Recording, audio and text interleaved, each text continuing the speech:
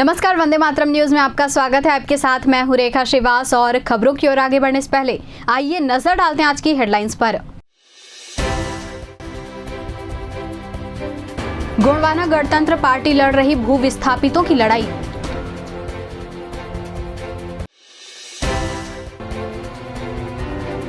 सामुदायिक भवन बना असामाजिक तत्वों का अड्डा।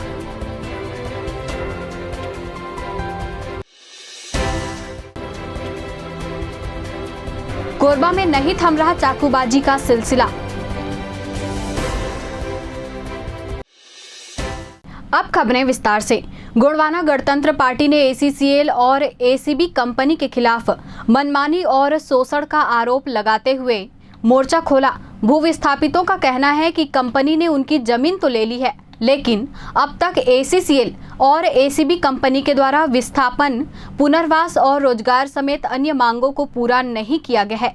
गोंडवाना गणतंत्र पार्टी पाली तानाखार के विधायक तुलेश्वर सिंह मरकाम समेत अन्य पदाधिकारी एवं भू विस्थापित पर इस यात्रा में शामिल हुए। सैकड़ों की संख्या में ग्रामीण 10 किलोमीटर की पदयात्रा तय कर दीपका तहसील कार्यालय पहुंचे। ग्रामीणों ने मांग पूरा नहीं होने पर उग्र आंदोलन की चेतावनी दी है। हम करेंगे, हम करेंगे, हम करेंगे, हम करेंगे। कुलदीप भैया संघर्ष करो, हम हमारे साथ हैं। कुलदीप भैया संघर्ष करो, हम हमारे साथ हैं। कुलदीप भैया संघर्ष करो। किसानों के रकबा में कटौती बंद करो, बंद करो। तो उनका कहना था कि राजस्व बंद करो, बंद करो। आपको ये समझ में नहीं आता कि पूरी करो, पूरी करो। धान खरीदी के समय ही कैसे राजस्व रिकॉर्ड में इतना विसंगति आना शुरू हो जाता है। हम लोग मलगांव के हैं, एसीसीएल अर्जित कर लिया है। एसीसीएल ने आज तक हमको बरसाहट नहीं दिया है। बरसाहट के बाद 20 लाख दूंगा बोल रहा था, अब 20 लाख भी नहीं दिया। ठीक, और बरसाहट के बाद में हम लोग पैसा मांगते हैं। पहले पुनर्वास व्यवस्था तो बोलता है मकान तोड़ो, मकान तोड़ो। मकान तोड़ देंगे तो कहाँ जाएंगे सर? पहले पुनर्वास व्यवस्था होना चाहिए ना, उसके बाद तो भाई कोई भी गाँव बसेगा। तो अभी क्या क्या क्या करना चाहिए? उसी को लेना है ना हमको। पहले गांव का पुनर्वास व्यवस्था, बरसात का पैसा पहले मिलना है, उसके बाद हम लोग जमीन कहेंगे, फिर वहां जाके हम लोग बस जाएंगे जी। तो एसएसएल वाले मकान तोड़ो, पूरा तोड़ने के बाद तुम लोग को मिलेगा पैसा।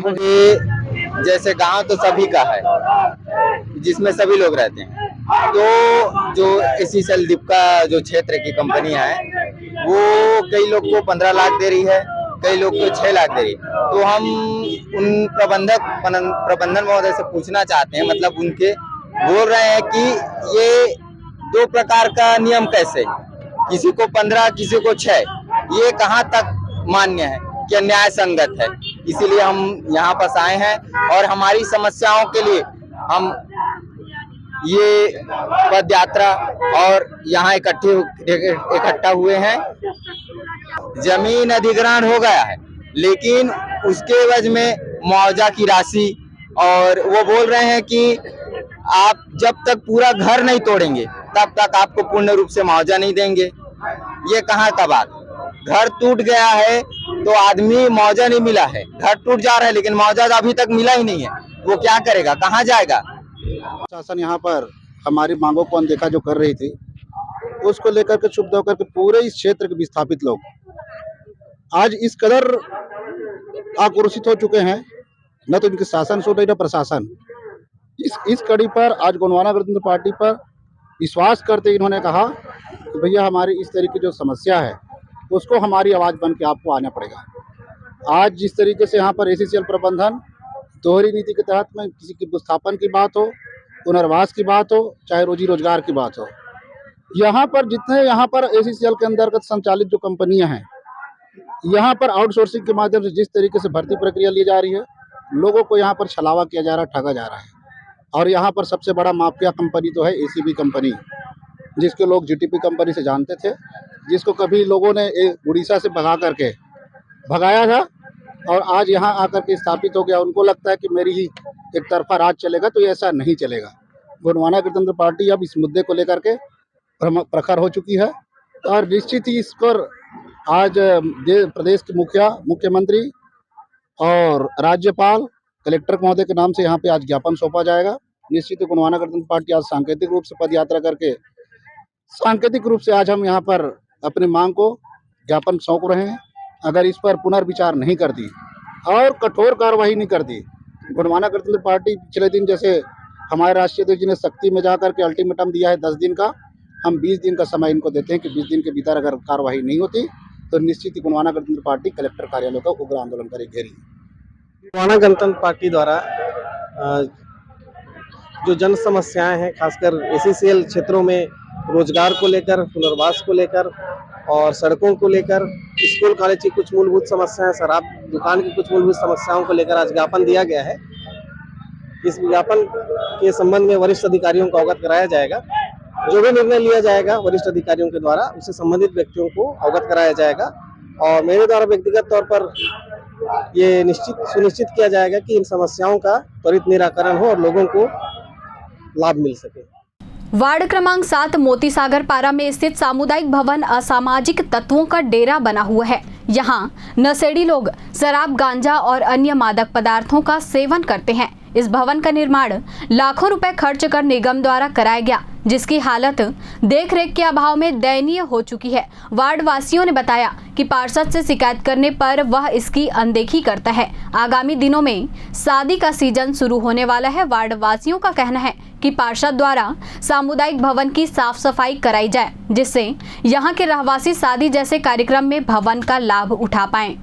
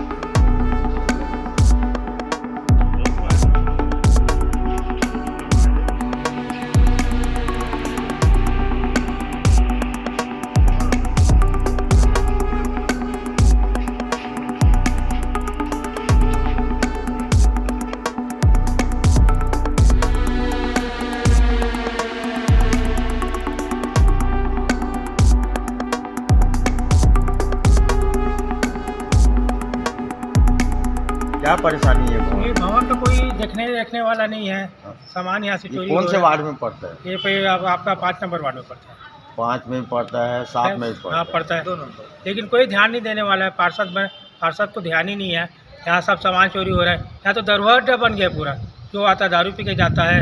अब कुछ करना, ध्यान देना नहीं है। वहाँ पूरा लाइट वाइट सब चोरी हो गया है। वहाँ का लेटरिन बाथरूम तक गायब हो गया। यहाँ क्या चीज़ के सामुदायिक भवन बनाया गया है बताइए? अरे यहाँ क्या तमाशा बताइए? पूरे ग्राउंड में पूरा ग्राउंड में पार्किंग की जगह बना ली लोग। सामुदायिक भवन का मतलब क्या होता है? पार्षद कुछ नहीं करता, कुछ नहीं कर रहा है, उसको ध्यान ही नहीं है। कौन है यहाँ का पार्षद? जो है ज्योति साहू, धनश्री साहू। वो कभी नहीं शिकायत की? तो भवन पूरा यहाँ जर्जर हो गया है और ये असामाजिक तत्वों का अड्डा बन गया। गांजा, दारू, कोई रखवाली नहीं, कोई रखवाली नहीं। पूरा जर्जर हो गया भवन और सब चीज़ सामान यहाँ का, वायर, पंखा, लेटरिन, बाथरूम और सब चोरी है।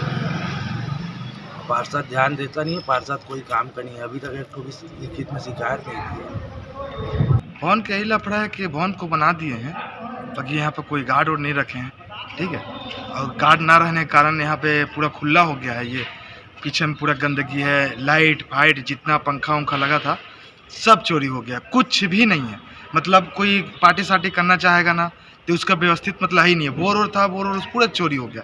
एक ठो मतलब वायर बोलिएगा अंदर में, अंडरग्राउंड जितना वायर लगा था उसको नोच खाए यहाँ के लोग।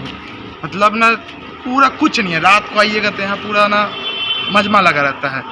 लड़के लोग जहाँ पा रहे हैं यहाँ गांजा फाजा सब चीज़ चल रहा है। ऐसा कोई कर्म नहीं है, नहीं चल रहा है भवन, ऐसा टाइप है। करवा के भी शादी सीजन चल रहा है, रिपेयरिंग करवा के इसको गार्ड रखवाते तो थोड़ा चलता ही है। तो इसका कोई मतलब नहीं है। फिर भवन कितना महंगा बना के रखने का क्या मतलब है? तो इसको मेंटेनेंस नहीं करते हैं? मेंटेनेंस हो ही नहीं पा रहा है। कहाँ मेंटेनेंस हो? मेंटेनेंस होता है कोई गार्ड और रहता तो ना मेंटेनेंस होता। फिर भी निगम के आदमी तो आते होंगे कुछ? कोई नहीं आता। कोई पार्षद वो आते हैं। पार्षद क्या है मतलब? पार्षद आते हैं, देख के जाते हैं, क्या करेंगे पार्षद लोग?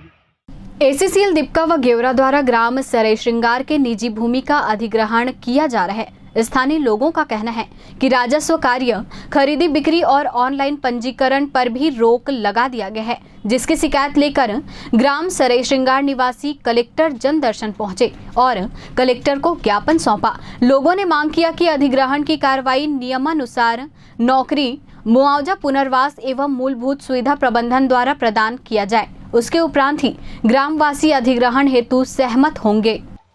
देखिए, आज हम ग्रामवासी सराय श्रृंगार ग्राम पंचायत के जितने भी भू विस्थापित समस्या को लेकर यहाँ हम माननीय कलेक्टर महोदय जी को ज्ञापन देने आए हुए हैं, क्योंकि हमारे एसीसीएल के द्वारा बिना जानकारी के हमारे यहाँ ग्राम पंचायत सराय श्रृंगार की जो रजिस्ट्री है, क्रय विक्रय को बंद कर दिया गया है। बंटवारा, नामांतरण, फौती, सब किसी भी प्रकार का काम, सभी चीज को बंद कर दिया गया है, बिना जानकारी, बिना बताए। अब चूंकि एसीसीएल में अर्जन होना है जमीन, और गांव में किसी का जमीन है और जमीन 1 एकड़ है, 2 एकड़ है, 3 एकड़ है, बंटवारा नहीं हुआ है उसका जमीन का पर्ची, तो उसमें नौकरी में बहुत सी परेशानी आएगी आने वाले समय में। मान लो एक मुखिया का 4 बेटे हैं, उसको 1 नौकरी की जगह 4 नौकरी की जगह 1 नौकरी मिली। इस तरह की कई परेशानी है किसानों को, और चूंकि बिना जानकारी के इस तरह का जो बंद किया गया है क्रय विक्रय, इससे काफ़ी आक्रोशित हैं हम लोग, और माननीय कलेक्टर महोदय जी को ज्ञापन दिए हैं। आने वाले दिवस में अगर हमारी मांग पूरी नहीं होता तो हम आंदोलन के लिए बाध्य होंगे, क्योंकि 200 मीटर की दूरी है खदान, और बिना सुरक्षा की कोई सुरक्षा की व्यवस्था नहीं है, खुला खदान है। आप जाके देखिए, निरीक्षण करिए कि वहाँ किसी भी अनहोनी को लोग निमंत्रण दे रहे हैं और बिना सूचना के इस तरह का काम कर रहे हैं। इसके खिलाफ हम लोग आज यहाँ आए। समस्या इस एसीसीएल हमारे गांव को अधिग्रहण करना चाह रहा है, जिसकी किसी प्रकार की सूचना न ग्रामवासियों को, न ग्राम पंचायत को, किसी को नहीं दिया गया है। और रजिस्ट्री जो कार्य है, राजस्व का कार्य है, खरीदी बिक्री, बंटवारा, आपसी, सब ऑनलाइन का, ये सारा कार्य बंद कर दिया गया है, जिससे किसानों को बहुत ज्यादा समस्या आ रही है। रजिस्ट्री को रोक लगी, इसकी सूचना कैसे मिली आपको? रजिस्ट्री की रोक लगी, इसकी सूचना हम लोग को सुनी सुनाई बातें हैं। जैसे कई लोगों का प्रकरण चल रहा था वहाँ तहसील कार्यालय में, उन लोगों को इसका हवाला देके उनका सीधा खारिज कर दिया गया है उनका प्रकरण। किसने खारिज किया? तहसीलदार महोदय द्वारा। हाँ, उनके द्वारा कहा गया, पटवारी के द्वारा कहा गया कि किसी प्रकार की अब काम आपका नहीं होगा। एक ही गाँव प्रभावित है? अब आसपास के 2-4 गांव भी प्रभावित हैं, लेकिन कितने लोग और कितनी जमीन प्रभावित है? जैसे इसमें बात सुनने में आया है कि सराय श्रृंगार के साथ साथ हरदी बाजार और रलिया, रेकी, इन सबको भी प्रभावित किया जा रहा है इस प्रकार से। कितना जमीन होगा, कितने लोग होंगे टोटल जमीन? तो मेरे हिसाब से कम 3-4 हजार एकड़ होना चाहिए, और 10-20 हजार लोग होंगे जो इनसे प्रभावित हो रहे हैं। तहसील ऑफिस ने क्या बताया, कब तक ये रोक लगी? कुछ आप ही बताए? तहसील ऑफिस में बताया गया है कि जहां अर्जन प्रक्रिया का किसी भी तरीका का अगर वो होता है, धारा लागू होता है, उसके बाद रजिस्ट्री रोक लगेगी, इस प्रकार से बताया गया। याद नहीं बताया गया कब तक इसका नहीं बताया गया। तो क्या समस्या आ रहा है इससे? समस्या इससे ये आ रहा है, जैसे कई लोग हैं अपनी बेटी की शादी करना चाह रहे हैं, गरीब किसान लोग हैं जो खेत बेचेंगे, अगर खेत बिकेगा ही नहीं तो वो कहाँ से कर पाएंगे। दूसरा चीज ये है, किसी को इलाज में समस्या आ रही है तो उसके पास एक साधन है खेत का, खेत बेचता है अगर या कुछ बेचता है तब जाके कुछ कर पाता है, जिसको बंटवारा कर पा। दूसरा चीज ये है कि जैसे 4 भाई हैं, किसी एक पिता के 4 भाई हैं, उसका जमीन है 2 एकड़, और अगर वो एक आदमी पात्र होता है नौकरी में, अगर बंटवारा नहीं हुआ तो पात्र एक आदमी होगा, इससे उसके घर में भी समस्या आएगी, आपसी लड़ाई झगड़े का माहौल बनेगा उसके घर में। इसके विरोध में हम लोग आज कलेक्टर महोदय के पास आए हुए हैं। क्या बोले कलेक्टर साहब? क्या बोले? कलेक्टर साहब का कहना है कि हम लोग कुछ नहीं कर सकते, जो भी है ये शासन का लेटर है उसका हम लोग वो करेंगे। नई फसल के आने के बाद महिलाएं गांव और शहर में घर घर जाकर सुआ गीत गाते हुए पारंपरिक नृत्य करती हैं। इस तरह से छत्तीसगढ़ में नई फसल का स्वागत किया जाता है। ग्राम जवाली की महिलाएं भी नई फसल का स्वागत करते हुए जिले में सुआ नृत्य प्रस्तुत करती हुई नजर आ रही हैं। नई फसल कटने पर सुआ गीत गाना न सिर्फ समृद्धि का पैमाना माना जाता है, बल्कि यह छत्तीसगढ़ की समृद्ध परंपरा का भी एक जीता जागता प्रमाण है।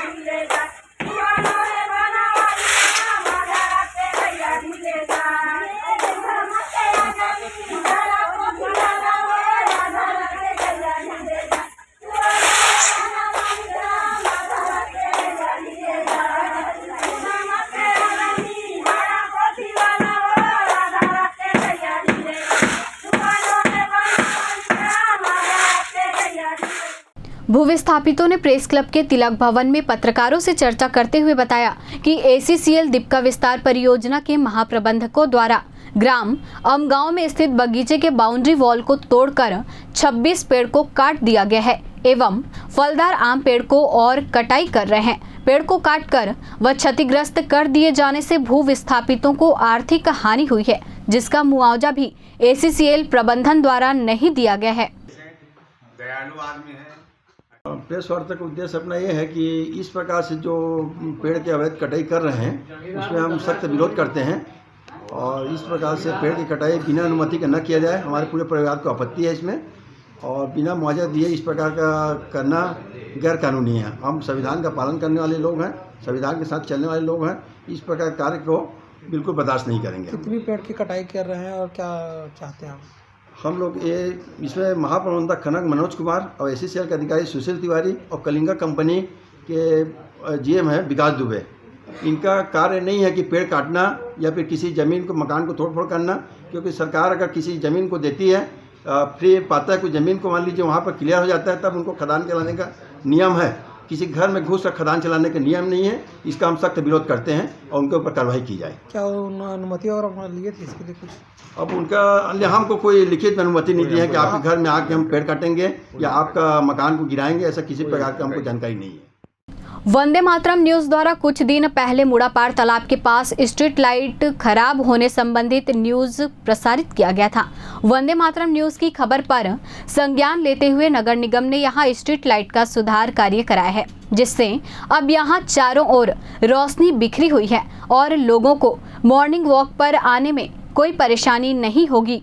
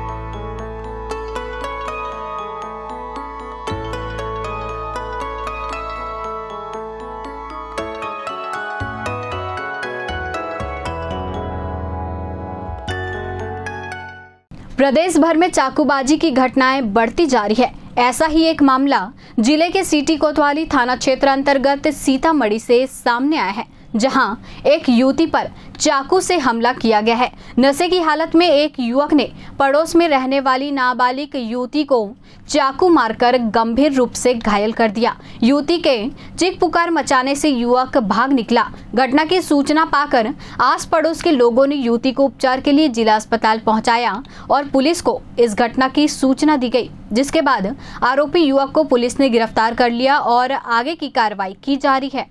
लड़का मोर भाई है, लड़की हमरे कास्ट के वाले मोहल्ला में रहते हैं, पड़ोसी मोहल्ला के पड़ोसी और मन पसंद करते और मन पता नहीं का लड़ाई झगड़ा हुई से मन ओकर बाद मन वो लड़का है चक्कू मारी से मोल मालूम नहीं रही से मोल बताए गए तो मैं यहाँ आ गया हूँ और लड़की ले यहाँ आई। लड़का नशा का हालत में इसका क्या मामला है? कब से लड़का नशा उशा करते, गोली भी खाते, गांजा दारू सब पीते। का घर के मन भी परेशान हो गए? घर के मन भी परेशान होकर से कोई उम्मीदें नहीं है। वो अंदर कल ही बैठी और आज वारदात ला करे के बाद भी कुछ बोला थी? वारदात करे के बाद भी बोला थी कि लड़की बजे तो फिर वो मारना, ऐसे बोला थी। का चाहता वो लड़का अंदर हो जाए और घर माथा मत कभी मत आए, यही चाहता हूँ मैं, सब कुछ नहीं चाहता। अब वक्त तो चला हमारे खास और ज्ञानवर्धक कार्यक्रम बुझो तो जाने का। यह आम जनता से जुड़ने का हमारा प्रयास है, जिसमें हर क्षेत्र से सवाल पूछे जाएंगे और सही जवाब देने वालों को दिया जाएगा आकर्षक उपहार।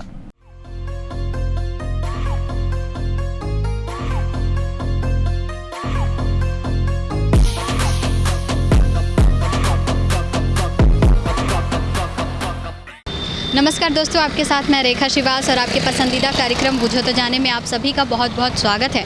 और आज का हमारा सवाल है, जीके के जनक या फादर कौन है, जिसका सबसे पहला और सही जवाब देने वालों को दिया जाएगा फिजिक्स वाला कोचिंग इंस्टीट्यूट की ओर से एक शानदार उपहार। तो आइए चलते हैं लोगों के बीच और देखते हैं कौन बनता है आज का हमारा लकी विनर। जीके के फादर जनक कौन है? जीके फादर जीके के फादर क्या बताऊंगा मैं, नहीं पता है? चलिए ठीक है, कोई नहीं। जीके के फादर कौन है? जीके के फादर जीके नहीं पता है? चलो ठीक है, आप कोरबा वासियों को कुछ मैसेज देना चाहोगे? नहीं। ठीक है, ओके। जीके के फादर कौन है? जीके फादर मेरे को पता नहीं जी। नहीं पता है? ठीक है, ओके, कोई नहीं। जीके के फादर कौन है? हमें नहीं पता। नहीं पता है? आप कोरबा वासियों को कुछ मैसेज देना चाहेंगे? कोरबा के मैं है ही नहीं। चलो ठीक है, ओके, कोई नहीं। जीके के फादर कौन है? जीके के फादर आइंस्टाइन। जीके के फादर नहीं मालूम। नहीं मालूम? आपने प्रयास किया, काफ़ी रहा। चलिए ठीक है, थैंक यू। जीके के फादर कौन है? जीके फादर मेरे को नहीं पता। नहीं पता है? आप कोरबा वासियों को कुछ मैसेज देना चाहेंगे? स्वस्थ रहो, खुश रहो। ओके ठीक है, थैंक यू। जीके के फादर कौन है? बाबा साहब अम्बेडकर। नहीं सर, आपका जवाब सही नहीं है। आप कोरबा वासियों को कुछ मैसेज देना चाहेंगे? सब सुख शांति से रहें। ठीक है सर, थैंक यू। जीके के फादर कौन है? मेरे को नहीं पता दीदी। ठीक है, कोई नहीं। जीके के जनक फादर कौन है? Bhikaji Rustom Cama. Are you sure? Yeah. आपको कैसे पता? स्कूल में मैडम पढ़ाए थे। ओके, कौन से क्लास में हैं आप? क्लास 5। आपने बिल्कुल सही जवाब दिया है। आपको दिया जाता है फिजिक्स वाला कोचिंग इंस्टीट्यूट की ओर से एक शानदार उपहार। कैसा लग रहा है आपको जीत के? एकदम खुशी महसूस हो रहा है। ओके, आप हमारा शो देखते हैं? या। कैसे लगता है आपको? बहुत अच्छा लगता है। आप कोरबा वासियों को कुछ मैसेज देना चाहेंगे? नहीं। ठीक है, ओके, थैंक यू। आज का हमारा सवाल था, जीके के फादर कौन है, जिसका सबसे पहला और सही जवाब दिया है मोहनीश शर्मा जी ने, जिनको दिया गया फिजिक्स वाला कोचिंग इंस्टीट्यूट की ओर से एक शानदार उपहार। आज के इस कार्यक्रम में बस इतना ही। अब कल मिलते हैं एक नए सवाल और एक नए जगह के साथ। तब तक के लिए नमस्कार। आज के इस बुलेटिन में फिलहाल इतना ही। आप बने रहिए वंदे मातरम न्यूज़ के साथ और मुझे दीजिए इजाज़त। नमस्कार।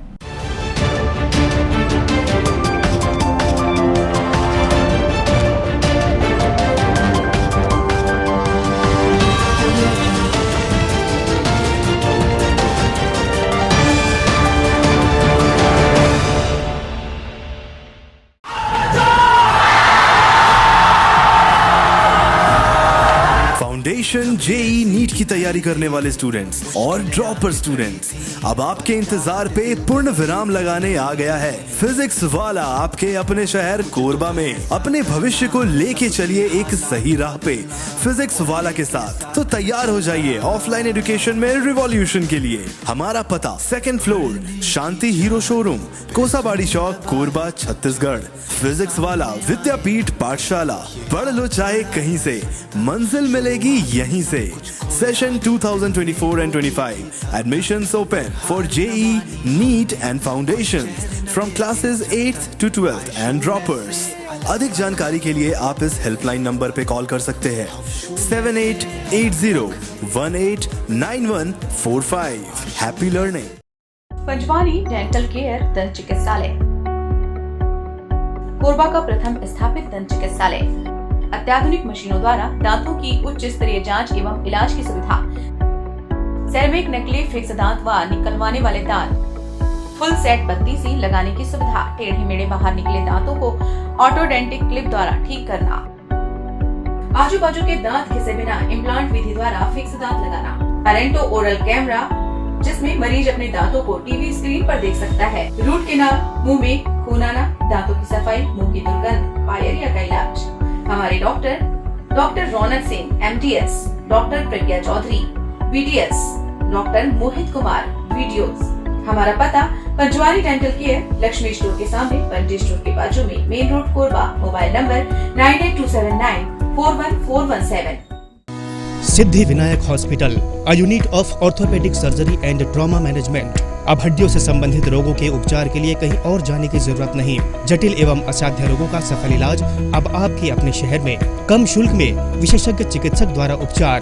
घुटने व कूल्हे के जोड़ों का प्रत्यारोपण, जटिल फ्रैक्चर एवं जोड़ों का सफल ऑपरेशन, गठियावात व जोड़ों के दर्द का उपचार, टेढ़ी मेढ़ी हड्डियों का बेहतर इलाज, हड्डियों की जन्मजात विकृतियों का उपचार। इसके अलावा OPD 1-2 की सुविधा, modern pathology lab, private semi private general ward की सुविधा, modern digital x-ray, ECG, ICU 5 बिस्तरों वाला वेंटिलेटर की सुविधा, pharmacy, OT team, waiting area, canteen की सुविधा, सर्व सुविधा युक्त गार्डन, 24 घंटे एम्बुलेंस एवं आपातकालीन सुविधाएं उपलब्ध।